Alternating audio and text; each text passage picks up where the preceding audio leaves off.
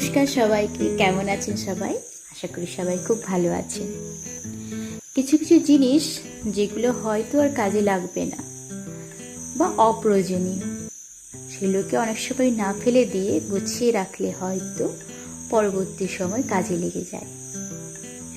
যেমন এই চায়ের ভাঁড়টা, চাটাকে খাওয়ার পরে সচরাচর ফেলে দিয়ে আসি, কিন্তু হঠাৎ সেদিন কি মনে হয় নিয়ে এসেছিলাম, ভাবলাম কিছু ওটা দিয়ে বানাবো। অনেকদিন ফেলে রাখার পরে হঠাৎ আজ মনে হলো এটা দিয়ে ছোট্ট একটা শোপিস বানানো গেলে কেমন হয়। তাই ক্লে নিয়ে বসে পড়েছি।